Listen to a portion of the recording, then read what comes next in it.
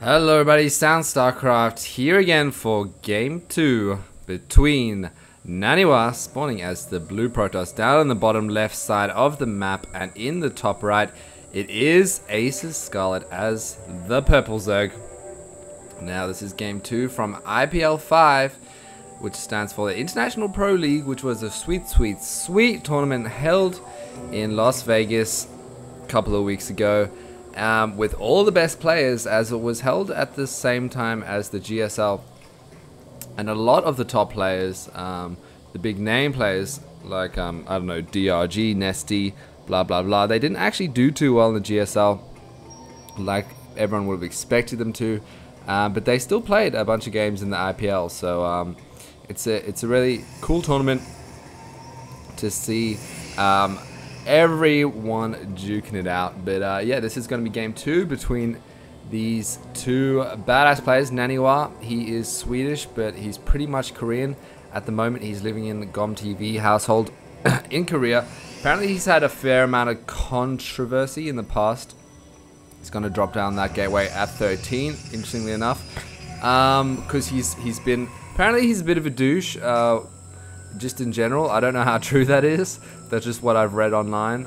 Spawning pool going down there for Scarlett around 13 as well. Apparently he used to cheese a lot because he didn't have a lot of confidence in his playstyle. But hey, he doesn't do that anymore. As game 1, he definitely didn't cheese. You can check that out if you want. It's also on my channel, youtube.com/StarCraft. And if you guys want to subscribe, I will love you forever. Double gas going down for Naniwa at 17, just after that pylon. So this is a pretty sick build. I like to try and do this on ladder, but I'm pretty terrible at it. And there goes the hatch for Scarlett.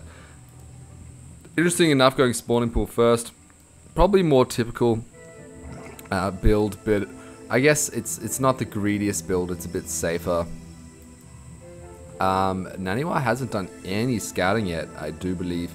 So he's just kind of content. He's probably done this build a million times before, using all his chrono on his probes and just getting out the zealot. And this overlord is going to be coming in, seeing what's going down, make sure that there's no cheese. And here comes a few linglings, but the zealot will be done in time to deal with that. So yeah, game 1 was pretty sick. I actually don't remember because I did it quite a while ago. Who won that game. It actually turned out to be one of the most popular games on my channel, so I guess the fans dig Naniwa or Scarlett. Scarlett is the only female pro female StarCraft 2 player that I've ever casted. I don't really know how many are out there. I'm sure there are a few, but you know, there's a lot more men. Let's just face it. I mean, my demographic is like 96 to 100% male, so yeah. Chicks do not dig StarCraft, but chicks dig nerds. That is a fact of life. And these lings are going to be content, not probing in there, taking on that zealot. Although Scarlett has already seen what she wants to do, so she's just going to save those lings for now. I'd be interested to see if she goes for a super early third hatch, which a lot of players have been doing. She does already have a gas though. So, oh no, she is. She's dropping that hatch around 5 minutes. And Naniwa has no idea that that is happening as he just lost his probe. But there goes his Nexus. So both players playing pretty heavy macro style so far. No surprises there, as this is kind of what happens in the pro matchups. And you might be thinking, you know, James, when I do these kind of builds on ladder, you know, I just get completely owned. Like if I don't forge fast expand when I'm playing against Zerg, I just get like, you know, ling rushed, and it's GG by the 4-minute mark or something like that. But the thing is, these players know each other's play style. They scout pretty well. Even though Naniwa didn't, he's got like a Naniwa spidey sense, and he knows that if he just has one zealot, he'll be able to hold off along with his probes as well. And if he micros decently enough, he'll be able to hold off whatever ling Scarlett can throw at him. And he knows that, you know, Zerg players at this highest level, they play pretty greedy. They like to get out their third hatch relatively early, either around the 4.5 minutes, probably the earliest hatch you'll see. Is that a complete wall in? No, there's else there. And then the next kind of most standard. What the fuzz? a War Prism. That is one early War Prism. These things are going to be chasing that down. And then the second kind of typical hatch, third hatch you see is 6 minutes. But most players kind of, hello Hillary the Shark, get it around 9-10 minutes on ladder. But the pros can just do it so much earlier because they know how to defend lots of things. And this is kind of interesting, this really early War Prism. I don't really know what the point of it is, as there are queens here to deal with it. I guess it can do a lot of scouting, but at the same time, you're not going to be seeing anything that interesting, except for the Roach Warren. I don't think that, did it see the Roach Warren? I saw the Evo Chamber. Not sure about the Roach Warren. So kind of failed War Prism scout there. Whole bunch of sentries. This might be a kind of immortal sentry. Yeah, it looks like it is going to be some sort of immortal sentry. Lots of Protoss players can do a really sick timing with this. Oh no, it's going to be transitioning into Colossus. So even if he didn't see the Roach Warren, he's definitely doing the right counter right now. And this War Prism is going to be able to chill on out of there, as queens are so goddamn slow off creep. And double gas, 4 gas. So 4 gas so far for both players. And that's a sneaky pylon. Nothing too interesting there. Getting out that Immortal. Getting that Robotics Bay. I don't know if he'll go straight for Extended Thermal Lance. Might try and get out his first Colossus first. And then get that when he can afford to. What is upgrades like at the moment? Still 0-0. Just getting that first attack upgrade now. And so is Scarlett getting that 1 attack up. Got a bunch of links. If we look at the overall supply, it's fairly even. Naniwa has quite a lot less workers, but a high army supply. So this could be some sort of 2-base all-in, as right now his income isn't going to be as good as Scarlett's. You can see there he's way behind on the income. So the earlier he attacks, the better for him, because the more he falls behind on income, the more he falls behind on macro, you know, the harder it's going to be for him to come back. So he needs to do something with these Colossus. He needs to find the right timing where his army supply is too strong, but Scarlett's just shot up heaps in her army supply. So Naniwa's going to have to use some sweet ass force fields or something if he wants to survive here. He's bringing in that War Prism so he can warp in backup units, but so far he's only got 1 Colossus. Usually you see TOS players going in after 2 Colossi, sorry. But yeah, he's going in even before that 1 attack. So he might just hold out here for a bit longer. Scarlett definitely has enough to deal with this though, if she uses it properly as her army supply. It's almost twice Naniwa. So somehow, that's what happens when you play Zerg and they go for that super early hatch. You have to attack really early on and punish them. Otherwise, they're just going to get way too far ahead. As you can see, Scarlett has gotten so far ahead now. Pretty average force fields over here. A few decent ones over there. This 1 Colossus though is doing pretty well with the splash damage. This War Prism microing really nicely, keeping those Immortals alive as long as possible. You can see right there, both getting picked up just before they die. These force fields effectively trapping these Roaches really nicely. He needs to micro this Colossus over here so it doesn't get attacked by these Roaches. Moves it on now. More force fields, and these Immortals have been doing so well. That one, I don't know how much. Oh, it goes down there. The Colossus is up to 12 kills. These Stalkers, 5 kills, 1 kill, 5, 7. So they're doing freaking awesome as well. But there's just too much here from Scarlett. And Naniwa, trying to keep this Colossus alive, decides to send them on out of there. Stalker's getting cleaned up. Easy peasy. Observer's chilling over here.